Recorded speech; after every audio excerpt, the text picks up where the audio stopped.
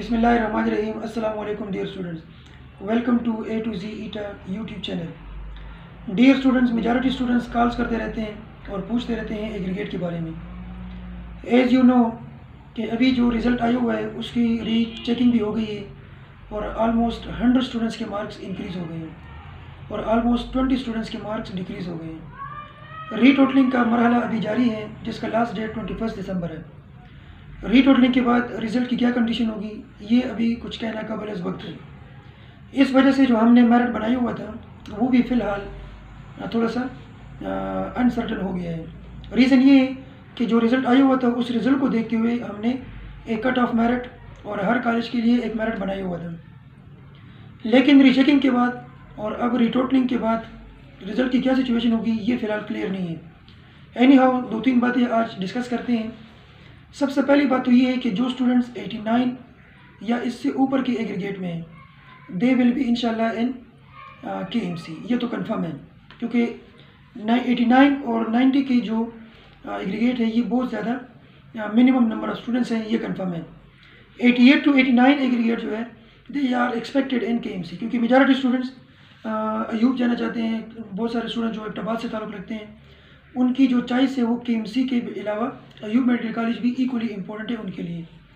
Majority female students के लिए equally important है KGMC, तो KMC में होते हुए भी वो KGMC को सिलेक्ट कर लेते हैं। KMC के बाद बात आती है अयूब की, उसके बाद बात आती है KGMC की, उसके बाद बात आती है बादशाह खान मेडिकल कॉलेज की। ये तीनों कॉलेजेस ऐसे हैं कि स्टूडेंट्स इनको प्रेफर करते हैं, तो इनके मेरिट में कोई ख़ास फ़र्क नहीं होता। मतलब ये आप नहीं कह सकते कि खामखा KMC के बाद KGMC का मेरिट होगा या KMC के बाद खामखा जो है वो अयूब का मेरिट होगा। नो, ये लोगों की चॉइस और सिलेक्शन पे डिपेंड करता है। इसके अलावा जो फिर 3 कॉलेजेस हैं वो क्लियर है कि सीधू होता है, सीधू के बाद जो है फिर DA खान है, फिर बनू है, फिर जो ये गजू खान और नौशहरा मेडिकल कॉलेज हैं और कोहाट, ये 3 जो है तकरीबन ये भी सेम होते हैं क्योंकि इनके लिए भी लोगों की जो सिलेक्शन है वो ऑलमोस्ट सेम है, तो कॉलेज वाइज डिस्ट्रीब्यूशन करना ज़रा मुश्किल है। एनी हाउ इतना हम कह सकते हैं कि जो लोग 85.5 से ऊपर हैं वो MBBS के लिए इंशाल्लाह सेफ हैं। जिनका एग्रीगेट स्टिल 85.5 से ऊपर है they are safe for open MBBS।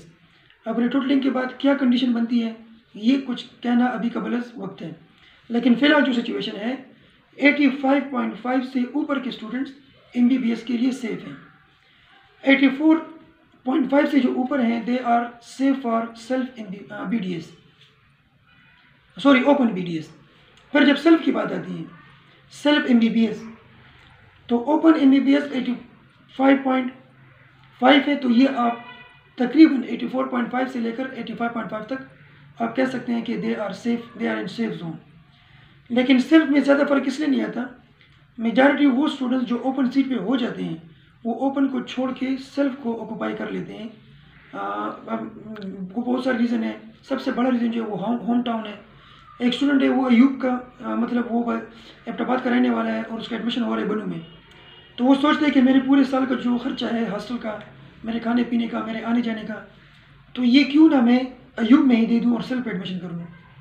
तो सेल्फ के मेजॉरिटी सीट्स ओपन वाले ही ऑक्यूपाई कर लेते हैं, तो ज़्यादा कोई फ़र्क नहीं आता। 1 एग्रीगेट मैक्सिमम फ़र्क आएगा। 84 से जो नीचे लोग हैं तो ये इनको मैं एडवाइस करूँगा कि वो सेल्फ BDS के लिए भी ज़रूर अप्लाई करें। 85 to 86 जो लोग हैं ये ओपन और सेल्फ दोनों के लिए अप्लाई करें। MBBS सिर्फ और सिर्फ ओपन के लिए ना बैठें। 85 to 86, हाँ अगर एक बंदा 86.5 है तो वो इंशाल्लाह सेफ है फॉर ओपन MBBS, और जो बंदा 85 to 86 है या पॉइंट्स में है 86.1 है, 86.2 है, तो एहतियात के तौर पे वो सेल्फ के लिए अप्लाई कर लें। क्या पता वो ऐसी दूर जगह पे हो जाए ओपन पे कि फिर उसके लिए जाना पॉसिबल ना हो, तो सेल्फ का एक ऑप्शन अपने पास रख लें। जहाँ तक एजेंसीज़ का ताल्लुक़ है फाटा, तो फाटा में 2 एजेंसी इस तरह हैं जिनका मेरिट जो है वो ओपन से कोई ज़्यादा फ़र्क नहीं पड़ता। फॉर एग्ज़ाम्पल वज़ीरिस्तान जो है उसका मेरिट ज़रा हाई होता है और खैबर एजेंसी का, इनमें ज़्यादा स्टूडेंट्स जो है वो अपीयर होते हैं, इनके मार्क्स भी ज़्यादा होते हैं, इनके FEC के मार्क्स भी अच्छे होते हैं, तो ये तकरीबन 1 एग्रीगेट का डिफरेंस होता है। अगर मेरिट कट ऑफ 85.5 है तो ये 84 तक पॉसिबल है। इसके अलावा मोमंद एजेंसी है और औरगज़ई एजेंसी है, कोरम एजेंसी है, तो इनके मेरिट बहुत लो होते हैं। यहाँ पे चांस ज़्यादा होता है, मतलब वहाँ पे 83 एग्रीगेट वाली भी सेफ जोन में है MBBS ओपन के लिए। तो कोशिश करें कि अपने आप को कंफ्यूज ना करें। अगर आप बाउंड्री लाइन पे हैं, मतलब 85 86 वाले जो है वो दोनों के लिए अप्लाई कर लें ताकि आप मेंटली सेटिस्फाई हों। अब अप्लाई करने का तरीका क्या है, आज PMC ने अनाउंस कर लिया है प्राइवेट मेडिकल कॉलेजेस इंशाल्लाह 2-3 दिनों में जो है वो गवर्नमेंट या पब्लिक सेक्टर के लिए भी एप्लीकेशन मांग लिए जाएंगे। तो आप उसमें से सेल्फ का फॉर्म भी फिल करें और ओपन का फॉर्म भी फिल करें। 2000 रुपये का ओपन फॉर्म फिल करेंगे, 2000 रुपये का सेल्फ। तो सिर्फ 2000 रुपये के लिए आप रिस्क ना लें, आप दोनों के लिए फॉर्म सबमिट कर लें, क्योंकि सेल्फ का इतना ज़्यादा खर्चा नहीं है कि आप वो अफोर्ड ना कर सकें। इंशाल्लाह एजुकेशन कभी जो है वो पैसे की वजह से नहीं रुकती, कोई ना कोई वसीला बन जाता है और आप कर सकेंगे। लेकिन अपने लिए एक सेफ साइड रखें। और जो लोग 86 प्लस में है, 86.5 प्लस में, ये बेशक कि वो सेफ जोन में है MBBS के, लेकिन फिर भी क्या पता आप इतने दूर इलाकों में हो जाएं कि वहाँ पे फिर पॉसिबल ना हो। अच्छा, फाटा के जो स्टूडेंट्स हैं, स्पेशली कोरम एजेंसी या फॉर एग्ज़ाम्पल मोमंद एजेंसी, तो ये लोग जो है 83 पे इंशाल्लाह बहुत ज़्यादा सेफ जोन में है, क्योंकि इनका मेरिट इतना हाई नहीं होता। खैबर एजेंसी और वज़ीरिस्तान का जो मेरिट है वो दूसरों के मुकाबले में ज़रा ज़्यादा रहते हैं। होप्स हो कि आप लोगों को इंशाल्लाह कुछ ना कुछ इन्फॉर्मेशन मिली होगी।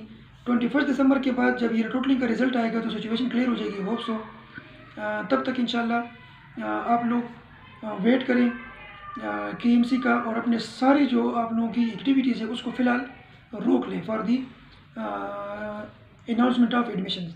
वो हो जाए इंशाल्लाह तो फिर इस पर बात होगी। हमारे साथ कॉन्टेक्ट में रहिए A to Z ईटा यूट्यूब चैनल के through. Thank you so much.